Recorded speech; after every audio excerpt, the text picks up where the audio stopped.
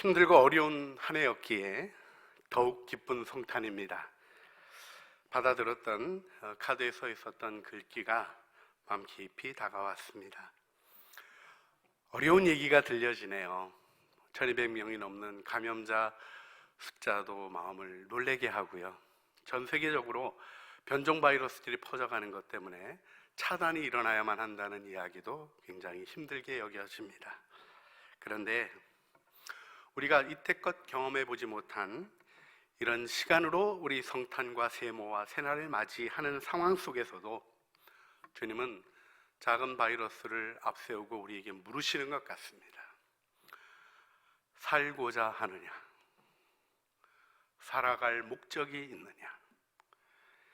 우리 주님 안에서 거룩한 본질이 분명히 드러나는 이 시기를 보내고 있습니다. 성탄이, 크리스마스가 왜 기쁠까요? 아침 뉴스 보니까 할머니 한 분이 56억짜리 복권에 당첨되셨더라고요. 딴 나라 얘기지만 다 축하하면서 진짜 좋은 성탄 선물 받았습니다 축하해 주는데, 여러분 어떠십니까? 성탄이 기쁜 것이 선물 때문일까요? 성탄의 기쁨이 보고픈 이들을 만나는 것 때문일까요? 성탄의 기쁨이 길거리에서 들려오는 캐롤의 흥겨운 곡조 때문일까요? 아닙니다. 크리스마스는 하나님의 사랑이 드러난 날이기에 기쁨이 있습니다.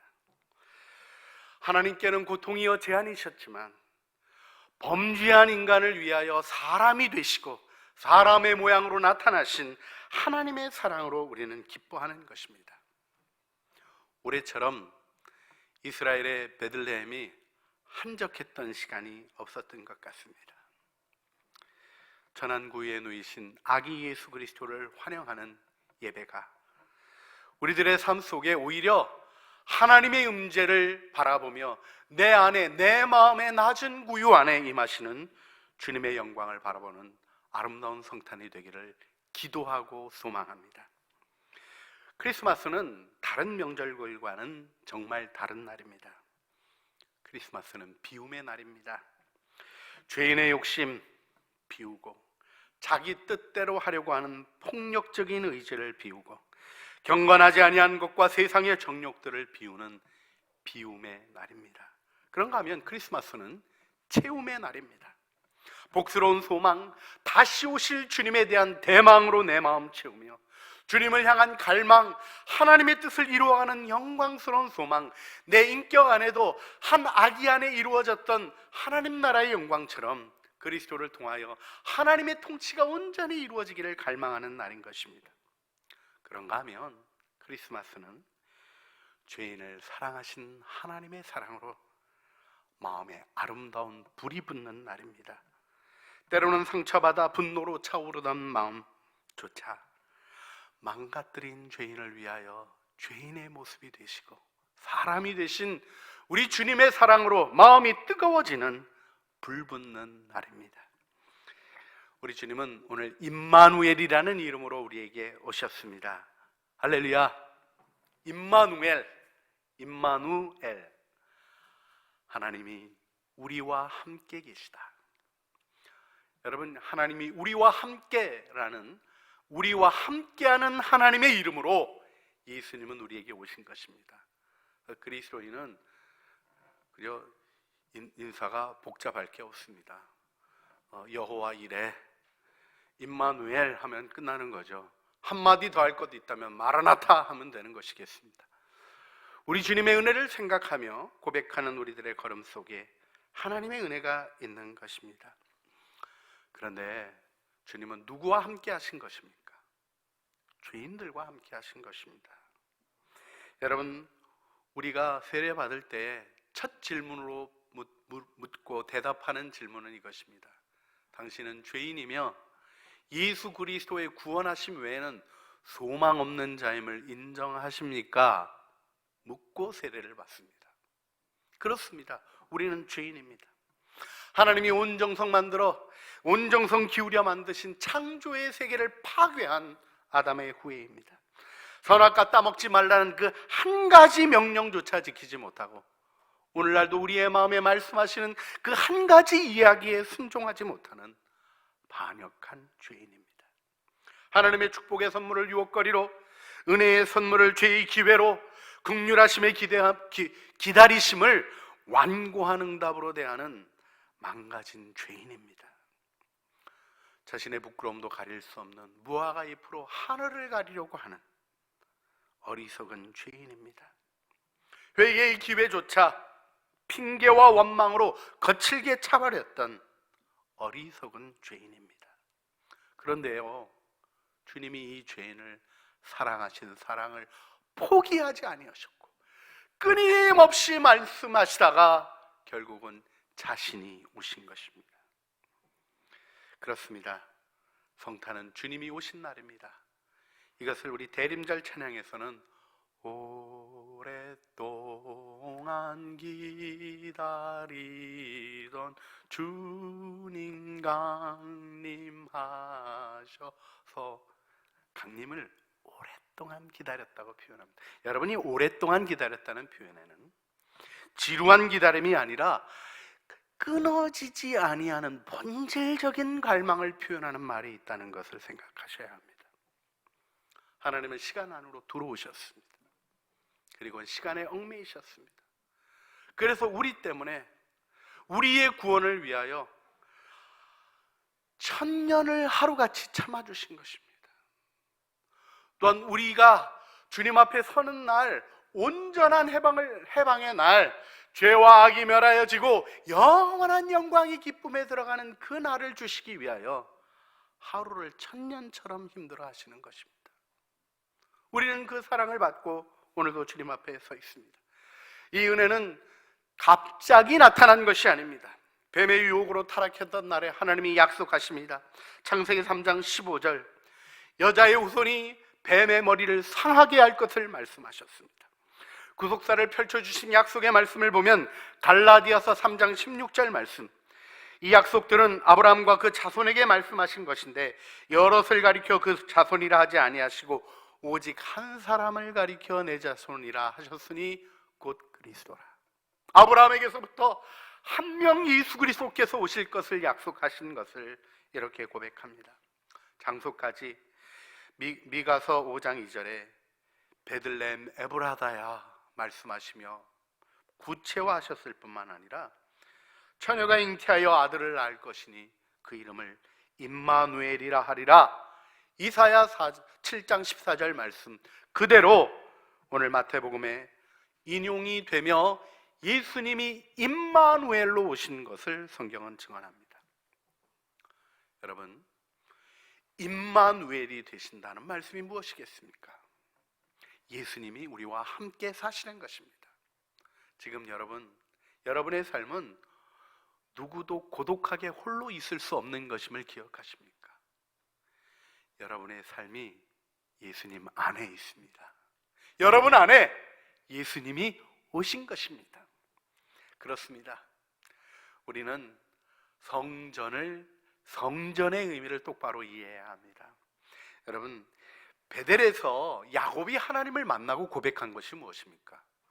아브라함의 장막, 이삭의 장막, 약속의 유업이 흘러가는 그 장막만 아니라 아브라함이 예배드리는 그 제단, 하나님 앞에 헌신했던 그 제단만이 아니라 모든 땅이 하나님의 집임을 발견하는 열림이 야곱에게 있었고, 내가 어디로 가든지 내가 너와 함께하여 내게 이룬 모든 것을 이루기까지 떠나지 아니하리라 하시는 약속의 말씀을 받게 됩니다. 여러분이 성전 예배 드릴 때 하나님의 사자를 통하여 주셨던 약속의 말씀이 그 베델의 말씀이었습니다. 하나님의 집, 무엇을 얘기합니까? 사실 우리 솔로몬도 역대하 2장 6절에 이렇게 고백하죠. 누가 능히 하나님을 위하여 성전을 건축하리요? 하늘과 하늘들의 하늘이라도 주를 용납하지 못하겠거든. 내가 누구기에 어찌 능히 그를 위하여 성전을 건축하리요? 건물은 하나님을 모실 수 있는 것이 아닙니다. 건물은 하나님의 임재를 기억하게 하는 것입니다. 우리가 이 예배당에서 예배드리며 주님 앞에 나가는 날을 간절히 사모하게 되는 마음의 소원이 있는 것은 우리가 있는 곳에 하나님이 계시지 않기 때문이 아니라 하나님이 만물 안에 계시고 만유 안에서 만유 위에 만유를 통일하신 분으로 계신 분임을 말씀과 기도 속에 깨달아가며 우리의 삶의 현장이 하나님 나라의 통치의 현장임을 발견해가는 것입니다. 그래서 임마누엘이 이루어졌는데요. 여러분, 마태복음은 복음서를 쭉 읽어가다 볼 때 마태복음이 특별히 강조하는 게 임마누엘이에요. 여러분, 마태복음 1장이 예수님의 족보 다음에 예수님의 나심을 소개할 때 예수님의 이름을 임마누엘, 하나님이 우리와 함께 계시다, 이렇게 소개했죠. 그리고 마태복음의 마지막 결론, 예수님이 승천하실 때 어떤 말씀이 나옵니까? 볼지어다 내가 세상 끝날까지 너희와 항상 함께 있으리라 하시니라. 이것이 마태복음의 마지막 구절입니다. 임마누엘로 시작하여 항상 함께 있으리라는 선언으로, 하늘과 땅의 권세를 받으신 주님의 선언으로 세워지는 것이 하나님 나라의 복음입니다. 여러분, 여기 분명하게 기억해야 될 것이 있습니다. 모두 안에 계셔요. 만유 안에 계시고 만물을 통치하십니다. 모든 시간이 구원의 날이 되게 하시고 은혜의 때가 되게 하십니다. 그러나 아무렇게나 계신 게 아닙니다. 아무데나 계신 게 아닙니다. 임마누엘의 자리가 있었어요. 마리아의 순종이 있었고요, 말씀대로 내게 이루어지이다 고백이 있었고요, 천사가 정혼한 자기 처녀, 정혼하고 1년 있다가 집 짓고 데려가는 거거든요. 장막 세우고 그새 아기가 졌다는 망측한 얘기를 듣고 낙심했던 요셉에게 성령으로 잉태됐다는 보도 듣도 못한 소식을 듣고는 하나님의 말씀에 순종하여 마리아를 데려왔던 요셉의 그 경건한 행동 속에 주님의 임마누엘이 이루어집니다. 하나님이 우리와 함께 계시다 하신 이 말씀이 내가 세상 끝날까지 너희와 함께 있으리라, 항상 함께 있으리라 하신 선으로 나가는데, 이 우리와 너희 이어주는 것이 무엇이겠습니까? 바로 예수님을 만나러 갔던 제자들의 모습입니다. 여러분, 예수님이 부활하시고 갈릴리로 가셨습니다. 기억하셔야 될 게, 제자들은 십자가로 낙심했습니다. 부활의 얘기가 들려올 때 믿지 못했어요. 그런데요, 그 이야기를 전달하던 최초의 전달자들은 당시 사회적으로 인정받지 못하고 증인으로 설 수 없었던 여인들이었습니다. 두려움과 떨림으로, 두려움과 기쁨이 교차하며 횡설수설하는 이들의 얘기는 예수님이 갈릴리에서 만나자고 하십니다는 주님의 얘기를 전하는 것이었어요. 부활하셨는데요, 뭐가 어떻게 됐는지 모르겠어요. 그런데 갈릴리에서 만나기로 하셨다며요 하는 그 얘기를 들으며 제자들은 예수님이 그들에게 꾸준히 반복해 주셨던 말씀을 일깨워 기억합니다. 그리고는 갈릴리로 움직여갑니다. 오래 기다렸던 예언의 말씀을 다시 마음에 담아 예수님의 오심을 환영했던 누가복음에 나오는 시므온과 같이 하나님을 찬양하는 영광 안에 우리 모두가 들어가기를 소원합니다. 여기 분명하게 얘기해 주시는 것은 그 제자들이 온전하지 않았다는 기록입니다. 11제자가 다 같은 것도 아니에요. 11제자, 하나는 또 자살해서 죽었습니다. 11제자가 예수님이 지시하신 산에 갔어요. 그런데 마태복음 28장 17절 말씀을 보면 예수를 배웁고 경배하나 아직도 의심하는 사람들이 있더라 하는 말씀이 나와요. 목격하면서도. 여러분, 여기서 분명한 게 하나 있어요. 임마누엘이 이루어지는 자리에 우리의 연약함은 문제되지 않는다는 거예요. 그러면 아무렇게나 되는 것이 아니에요. 그 앞부분 말씀을 주목하셔야 됩니다. 예수를 배웁고 경배하는 것, 말씀을 의지하여 하나님 앞에 다가가며 약속하신 자리에 몸을 움직여가며 예수님을 배웁고, 이론이 아니라, 구원의 논리가 아니라, 내 생각의 체계가 아니라 살아계신 부활하신 예수님을 배웁고 그분에게 경배하는 자, 그렇습니다. 이것이 임마누엘 자리의 비밀입니다. 주님은 임마누엘의 선물로 우리에게 오셨습니다. 우리로 임마누엘을 경험하게 하십니다. 그래서 요한 1서에서 사도 요한은 이렇게 증언합니다. 태초부터 있는 생명의 말씀에 관하여는 우리가 들은 바요 눈으로 본 바요 자세히 보고 우리 손으로 만진 바라. 예수님을 체험하시는 창조의 식구들이 되시기를 주님의 이름으로 축원합니다. 예수님은 곁눈으로 쳐다볼 수 있는 방문객이 아니십니다. 우리가 무시하고 지나칠 수 있는 여느 사람이 아니십니다. 우리에게 오신 하나님이시며 피조물이 되신 창조주이십니다. 아기로 오신 권능의 평화의 왕이시며 죄인의 반역을 정복하시는 위대한 정복자이십니다. 다시 오시는 심판주, 세상의 악을 제거하시며 순결한 사랑의 나라를 온전히 드러내실 재림의 주님이십니다. 그분께 엎드려 경배하며 찬양하는 우리들의 삶이 오롯이 세워지는 성탄이 되기를 바랍니다. 우리 마지막으로 122장 찬양 부르며 엎드려 절하세 고백하며, 하나님, 내가 주님 앞에 엎드려 절합니다. 주님 앞에 엎드려 나아갑니다. 나의 찬양과 나의 고백 속에 왕의 왕이시며 만주의 주이신 주님의 영광 드러내 주시고 하나님의 선하시고 온전하신 뜻 우리 안에 세워 주시옵소서. 우리 찬양으로 함께 나아가시겠습니다.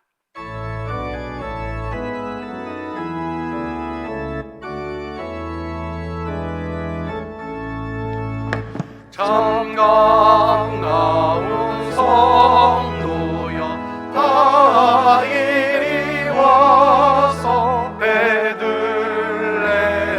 성 안에 가옵시다. 저 구유에 누이신 아기를 보고 엎드려 절하세, 엎드려 절하세, 엎드려 절하세. 구주나셨네. 전천사여 찬송을 높이 불러서 이 광활한 전지에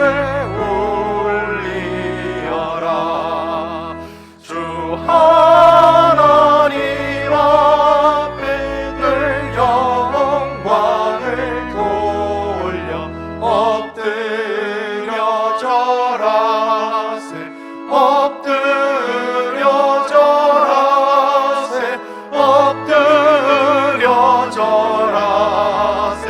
구주 나셨네. 이 세상에 주께서 탄생할 때에 참친과 참사람이 되시려고 저 동정여에서 나시었으니 엎드려 절하세, 엎드려 절하세, 엎드려 절하세. 구주 다시 일어나서 찬양합니다. 여호와의 말씀이 육신을 입어 날 구원한 구주가 되셨도다. 늘 감사한 찬송을 주 앞에 드려 엎드려 절하세, 엎드려 절하세, 엎드려 절하세.